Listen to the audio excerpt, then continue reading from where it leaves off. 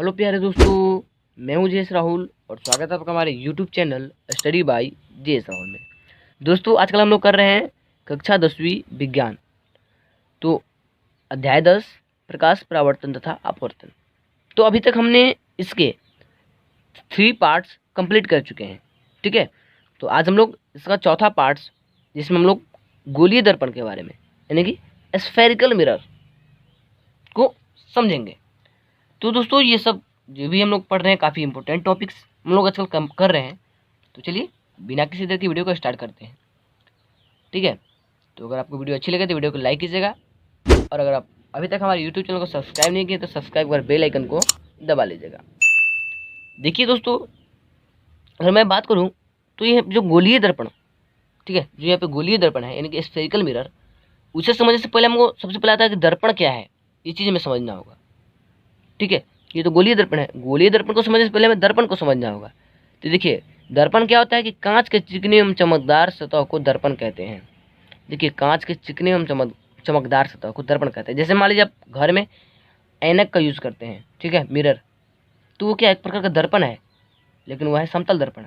इस सब हम लोग पढ़ने वाले आगे, बहुत मज़े आएगा।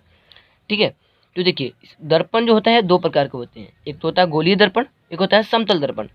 तो ये जो समतल दर्पण है, यह वही दर्पण है जिसमें आप लोग अपने घर में यूज़ करते हैं अपने चेहरे को देखने के लिए। तो यह वही दर्पण है। और दोस्तों, यहाँ पर जो पहला है ये गोलीय दर्पण है, जो कि यहाँ पे इसी के बारे में हम लोग पढ़ने वाले हैं। तो दोनों हम लोग देखेंगे। तो चलिए देखते हैं पहला नंबर।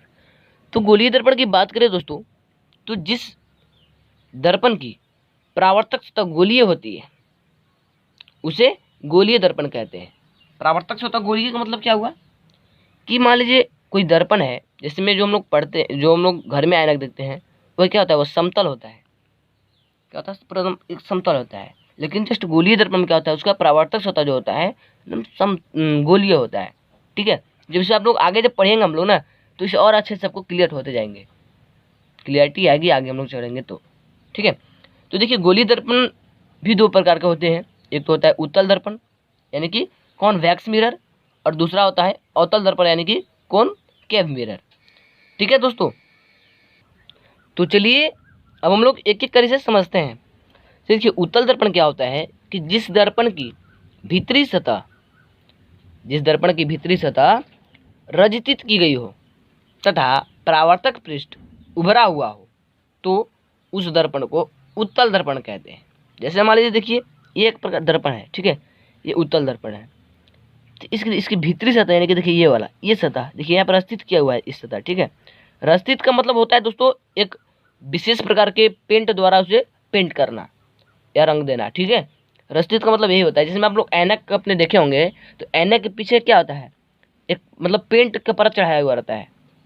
ठीक है, एक प्रकार से पेंट किया हुआ हमें दिखता है, तो वही होता है रस्तित करना। ठीक है, तो देखिए, इसका परावर्तक पृष्ठ उभरा हुआ रहता है। परावर्तक पृष्ठ मतलब ये वाला जिस पर प्रकाश हल्का पड़ता है। देखिए, जिस पर प्रकाश हल्का पड़ता है वो पृष्ठीय यानी कि ये ऊपर वाला, ये वाला, तो ये क्या होगा, उभरा हुआ होगा। उसे क्या बोलते हैं, उत्तल दर्पण। अगर आप लोग इसके शॉर्ट में समझना चाहते हैं ट्रिक के साथ, तो उठल मतलब क्या होता है, उठा हुआ। तो यही समझ लीजिए, उठल मतलब उत्तल और अवतल मतलब दबा हुआ। ठीक है, हम लोग समझते हैं पहले। उत्तल मतलब उठा हुआ, तो उठा, ये देखिए इसका है, उठा हुआ कि नहीं उठा हुआ, परावर्तक सतह, तो इसे हम लोग उत्तल बोलेंगे। दूसरा आता है कि अवतल। ठीक है, तो अवतल जो बोले तो कॉनकेव मिरर। ठीक है, इसे आप लोग इंग्लिश भी समझते चलिए। तो जिस दर्पण की बाहरी सतह रस्तित की गई हो तथा परावर्तक पृष्ठ दबा हुआ हो। देखिए, इसमें तो भीतरी सतह रस्तित है, लेकिन इसमें बाहरी सतह रस्तित हुआ है। और ये जो इसका परावर्तक पृष्ठ है, यहाँ पर इसका प्रकाश पड़ेगा। देखिए, यहाँ पर इसका प्रकाश पड़ेगा और इसमें यहाँ प्रकाश पड़ेगा। तो जहाँ पे इसका प्रकाश पड़ने वाला क्या हुआ, दबा हुआ है। देखिए, अंदर में दबा हुआ है ना, दबा हुआ। तो ये हुआ अवतल दर्पण। इसे अगर हम लोग समझते अच्छे से, तो ये देखिए, उठल मतलब उत्तल और अवतल मतलब धवल, यानी कि अवतल मतलब दबा हुआ होना चाहिए। ठीक है, ये चीज़। अब आगे हम लोग चलेंगे तो समतल दर्पण, दूसरा गोलीय दर्पण के, ये तो पहला प्रकार हुआ गोलीय दर्पण। ठीक है, दर्पण का पहला तो गोलीय दर्पण होता है। तो गोलीय दर्पण के 2 पार्ट्स, उत्तल दर्पण अवतल दर्पण। और अभी हम लोग समझने वाला समतल दर्पण, यानी कि जिस दर्पण की परावर्तक सतह समतल होती है तो उसे समतल दर्पण कहते हैं। आप लोग इसे अपने घरों में भी यूज करते हैं। ठीक है। अब दोस्तों हम लोग इससे संबंधित कुछ महत्वपूर्ण चीज़ों को समझने वाले हैं। अगर आपको ये चीज़ पता नहीं होगा तो आपको ये चीज़ पता नहीं रहेगा तो आप न इस चैप्टर का न्यूमेरिकल कर पाइएगा, न इस चैप्टर को आपको अच्छे से समझ में आएगा।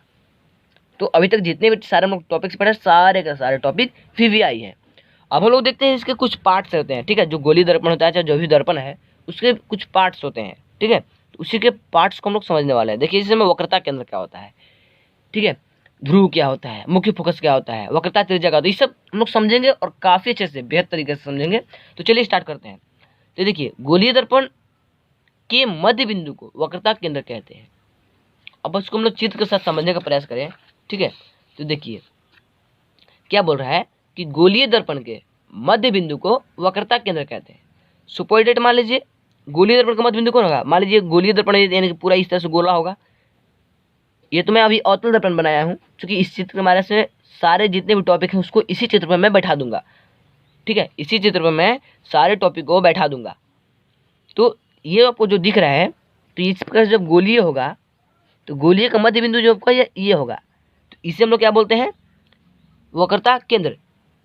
क्या बोलते हैं इसको हम लोग, वक्रता केंद्र। और अगर इंग्लिश में बात हम लोग करें वक्रता केंद्र को इंग्लिश में, तो सेंटर ऑफ कर्वेचर बोलते हैं। क्या बोलते हैं, सेंटर ऑफ कर्वेचर। मैं थोड़ा सा लिखने के लिए भूल गया हूँ, यहाँ पे आप लोग सेंटर ऑफ कर्वेचर लिख लीजिएगा, ठीक है। अब चित्र के अनुसार समझे तो ये देखिए आपका ये सेंटर हो गया C, ये देखिए यही आपका हो गया वक्रता केंद्र, जिसे हम लोग इस अंग्रेजी अक्षर के C द्वारा निरूपित करते हैं, C द्वारा, ठीक है। यहाँ पे देखिए ये क्या हो गया आपका, ये सेंटर, ये पॉइंट। आई बात समझ में। अब अगला देखिए, अगला क्या है दोस्तों, ध्रुव, यानी कि इंग्लिश में बोले तो पोल। तो किसी दर्पण के परावर्तक पृष्ठ के मध्य बिंदु को दर्पण का ध्रुव कहते हैं। चलिए देखिए भी देखते हैं चित्र में। तो देखिए ये कोई मान लीजिए दर्पण है, 1 मिनट रुक जाइए। हाँ ये मान लीजिए कोई दर्पण है, वही से मैं मैं बोला कि इसी चित्र में सारे टॉपिक्स को मैं क्लियर कर दूंगा। तो क्या बोला कि किसी दर्पण के परावर्तक पृष्ठ के मध्य बिंदु को दर्पण कहते हैं। मान लीजिए कोई दर्पण है, ये अवतल दर्पण है मान लीजिए, तो इसके परावर्तक पृष्ठ कौन होगा, ये वाला परावर्तक पृष्ठ होगा। तो इसका मध्य बिंदु कौन होगा, यानी कि ये इसका मध्य बिंदु है। तो इसको ही बोलते हैं दोस्तों क्या, ध्रुव, दर्पण का ध्रुव, यानी कि पोल। इंग्लिश में बोले तो इसको क्या बोलेंगे, पोल, ठीक है। तो इसे हम लोग P से संकेत करते हैं। यहाँ पे देखिए लिखा हुआ है कि इसे अंग्रेजी के बड़े अक्षर P द्वारा निरूपित करते हैं, ठीक है। अब हम लोग अगला देखते हैं। अगला क्या है दोस्तों, मुख्य अक्ष। तो मुख्य अक्ष क्या होता है, देखिए पढ़ते हैं, प्रिंसिपल एक्सेस, इंग्लिश बोले तो प्रिंसिपल एक्सेस। तो किसी दर्पण के ध्रुव और वक्रता केंद्र के बीच मिलने वाली रेखा को, ध्यान दीजिए यहाँ पे क्या बोल रहा है कि किसी दर्पण के ध्रुव और वक्रता केंद्र के बीच मिलने वाली रेखा को, यानी कि अभी तक हम लोग क्या पढ़ा, देखिएगा किसी भी दर्पण का ध्रुव बोले, क्या बोले, ध्रुव, यानी कि ये वाला पॉइंट। और क्या बोल रहा है, वक्रता केंद्र, यानी कि ये वाला पॉइंट। तो ये दोनों पॉइंट के बीच जो मिलने वाली रेखा है, अर्थात ये रेखा, ये वाला लाइन यहाँ से यहाँ तक, इसको हम लोग क्या बोलते हैं, मुख्य अक्ष। इसे हम लोग क्या बोलते हैं दोस्तों, मुख्य अक्ष। तो बोले इसे हम लोग कोई लेटर से इसे रिप्रेजेंट नहीं करते हैं, किसी लेटर से इसे निरूपित हम लोग नहीं करते हैं। ये बस इसे आप समझ लीजिए कि ये जो है ये आपका मुख्य अक्ष हुआ। क्या है आपका ये मुख्य अक्ष, ठीक है। ये जो आपका क्या हो गया, मुख्य अक्ष हो जाएगा, ठीक है। मैं इसे यहाँ पे लिखता नहीं हूँ क्योंकि इसमें और बहुत सारे समझना है ना, जब बाद में जगह मिलेगा तब उसमें लिख दूंगा। अब अगला हम लोग देखते हैं वक्रता त्रिज्या। अभी तो मैंने क्या पढ़ा, मुख्य अक्ष यानी कि प्रिंसिपल एक्सेस। अब हम लोग पढ़ेंगे वक्रता त्रिज्या। वक्रता त्रिज्या क्या होता है, रेडियस ऑफ कर्वेचर। तो किसी दर्पण के ध्रुव और वक्रता केंद्र के बीच की दूरी को वक्रता त्रिज्या कहते हैं। अभी हमने क्या समझा कि किसी दर्पण के ध्रुव यानी कि P और मुख्य अक्ष यानी कि मुख्य अक्ष नहीं, वक्रता केंद्र, ठीक है। वक्रता केंद्र बोले तो 1 मिनट रुक जाइए। हाँ वक्रता केंद्र, ये दोनों के जो बीच का ये जो दूरी हुआ, ये जो बीच की जो दूरी होगा, ऊपर में हम लोग क्या पढ़ा था, देखिए यहाँ पे मुख्य अक्ष और वक्रता त्रिज्या दोनों के बीच बहुत ही आपको कॉमन चीज नजर आएंगे। जैसे में देखिए यहाँ भी वही चीज लिखा हुआ है, किसी दर्पण के ध्रुव और वक्रता केंद्र के बीच मिलाने वाली रेखा को मुख्य अक्ष कहते हैं, और किसी दर्पण के ध्रुव और वक्रता केंद्र के बीच की दूरी को यहाँ पे उसके मिलाने वाली रेखा को कहते हैं। देखिएगा थोड़ा सा ध्यान दीजिएगा, तो यहाँ पे मिलने वाली रेखा को कहते हैं, और यहाँ पे अगर देखें तो के बीच की दूरी को थोड़ा सा माइनर थोड़ा सा ये है अंतर है। तो इसमें क्या मुख्य अक्ष में हम लोग क्या देखा था, 1 मिनट, तो मुख्य अक्ष में हमने देखा था ये दोनों के बीच की दूरी, यानी कि यहाँ से यहाँ तक दूरी को, ठीक है, डिस्टेंस को, और इस सॉरी रेखा को बराबर हम भी भूल जा रहे हैं, मिस्टेक हो जा रही है। तो ये जो यहाँ पे जो डिस्टेंस है, ठीक है, ये जो डिस्टेंस इसे हम लोग बोलते हैं आर। यहाँ चलिए इसको हम लोग लिख ही देते हैं ऐसे, ये देखिए यहाँ तक ये जो इसे हम लोग क्या बोलते हैं आर। और ये जो लाइन सीधा हुआ, ये लाइन यहाँ से यहाँ तक इसे हम लोग क्या बोलते हैं, जो रेखा हुआ इसे बोलते हैं मुख्य अक्ष। और ये जो आपका यहाँ से यहाँ तक जो दूरी हो गया, मुख्य अक्ष की दूरी को हम लोग क्या बोलेंगे, मुख्य अक्ष की दूरी को हम लोग क्या बोलेंगे, वक्रता त्रिज्या। इसे हम लोग आर द्वारा रिप्रेजेंट करते हैं, क्या बोलते हैं, बड़ा आर, ठीक है। अब हम लोग देखते हैं अगला। अगला क्या है दोस्तों, मुख्य फोकस यानी कि प्रिंसिपल फोकस। तो मुख्य अक्ष के समांतर और निकट आती हुई प्रकाश की किरणें दर्पण से परावर्तित होकर मुख्य अक्ष के जिस बिंदु पर अभिसरित होती हैं, तो उस बिंदु को मुख्य फोकस कहते हैं। इसे एफ द्वारा निरूपित करते हैं, इसे एफ द्वारा। जैसे आप क्या बोल रहे हैं कि मुख्य अक्ष के समांतर और निकट आती हुई प्रकाश की किरणें।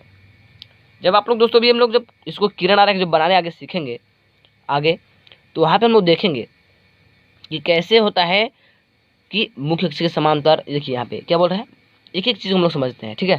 थोड़ा सा ये पेज बड़ा है, फोल्ड करके लेते हैं, ठीक है।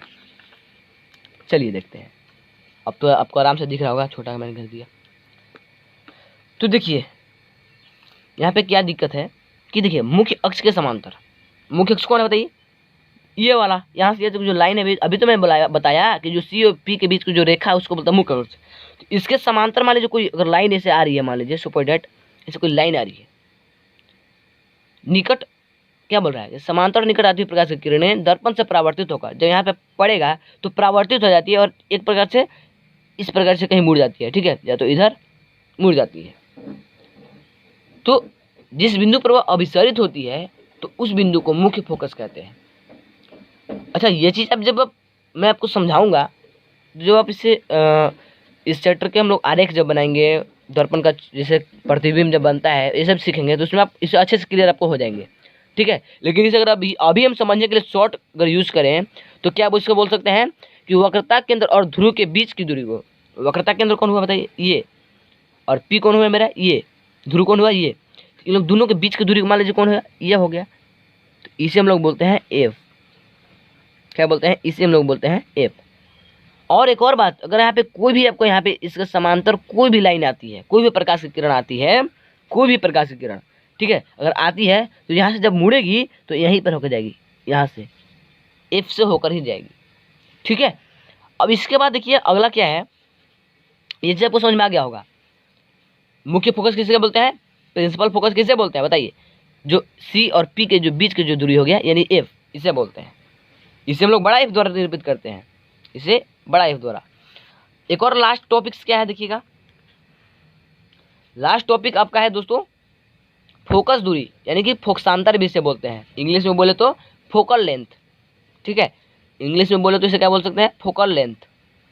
ये क्या होता है चलिए समझते हैं। किसी दर्पण के ध्रुव तथा मुख्य फोकस के बीच की दूरी को, देखिएगा दर्पण का ध्रुव ये हो गया और मुख्य फोकस का ये हो गया, तो ये दोनों के जो बीच का जो दूरी होगा यानी कि ये डिस्टेंस, देखिएगा यहाँ से ये, इसको हम लोग छोटा एफ द्वारा निरूपित करते हैं, ठीक है, कैसे, छोटा एफ द्वारा। यहाँ तक जो दूरी हुई इसे हम लोग क्या बोलते हैं, फोकस दूरी या तो फोकसांतर, इंग्लिश में क्या बोलेंगे, फोकल लेंथ, ठीक है। आई बात समझ में, तो ये चीज़ आपको अच्छे से हो गया होगा क्लियर। इसे क्या बोलेंगे देखिएगा, फोकस, ये आपका वक्रता त्रिज्या, ये आपको यहाँ से जो हो गया ये दिख रहा होगा ये, और ये वक्रता त्रिज्या, ये आपको हो गया मुख्य अक्ष, ठीक है, सबको मैं नाम लिख दे रहा हूँ, ठीक है। ये क्या हो गया आपका मुख्य अक्ष, यह क्या हो गया, ये आपका हो गया मुख्य फोकस, मुख्य फोकस, ये आपका क्या हो गया भाई, फोकस दूरी,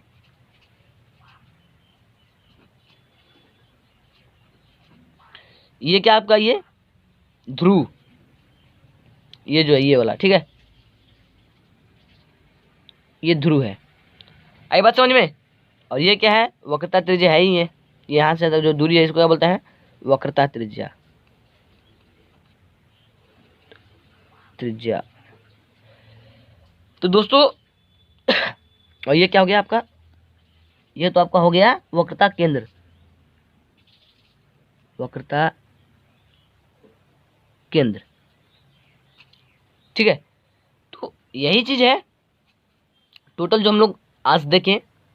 तो आई होप आपको ये सब बात अच्छे से समझ में आ गया होगा।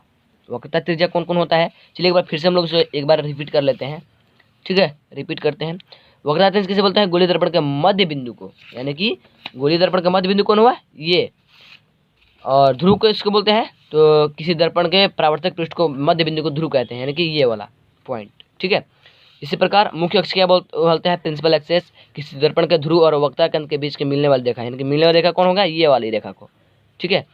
अब हम लोग फिर थोड़ा चलिए देखते हैं वक्रता त्रिज्या क्या होता है, किसी दर्पण के ध्रुव और वक्रता केंद्र के बीच की दूरी को वक्रता त्रिज्या कहते हैं, यानी कि ये दूरी, ठीक है, ये यहाँ तक दूरी।